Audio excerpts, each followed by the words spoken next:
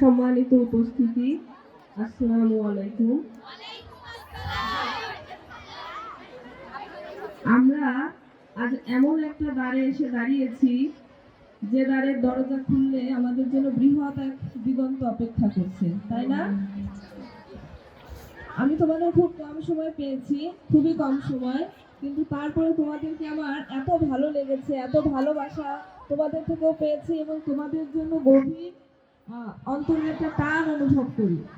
এটাও খুব ভালো লাগে, ভালো লাগছে। আর সবচেয়ে বড় কথা, তোমাদেরকে খুব কম সময়ে তৈরি করতে পেরেছি এই বৃহৎ পৃথিবীর সাথে লড়াই করার যুদ্ধের জন্য। তার জন্য তোমরা যেন সেই লড়াইটা ভালো করে লড়তে পারো।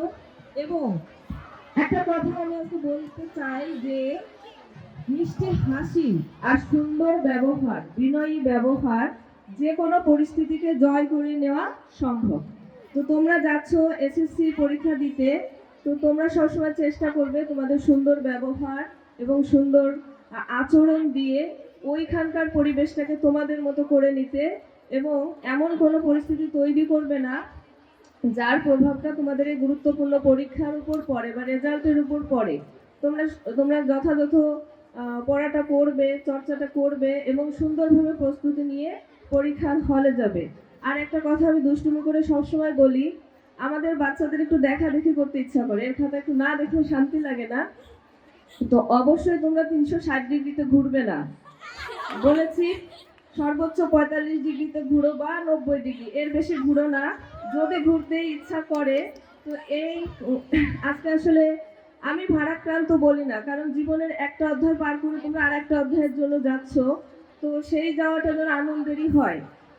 এবং তোমাদের এই সাফল্য, এটা এটা কেন করব, কারণ তোমরা এর পিছনে তোমাদের সাফল্য রয়ে গিয়েছে। এই সাফল্য তোমাদের শুধু একার নয়, শিক্ষক হিসেবে এবং প্রতিষ্ঠান হিসেবে এই সাফল্যকে আমরা আমাদের জীবনের গর্ব হিসেবে ধারণ করি, আর কিছু না। আমরা কিন্তু তোমাদেরকে ছাড় কিছু চাই না, আমরা শুধু তোমাদের সাফল্য দেখে আনন্দ পেতে চাই, আর সেটাকেই আমাদের অর্জন হিসেবে ধরে নিই। তো তোমাদের কাছে প্রত্যাশা থাকবে আমাদের হাসি মুখটাকে আরো বড় হাসি মুখের উপর অট্ট হাসি দিতে পারি এমন করে দিও।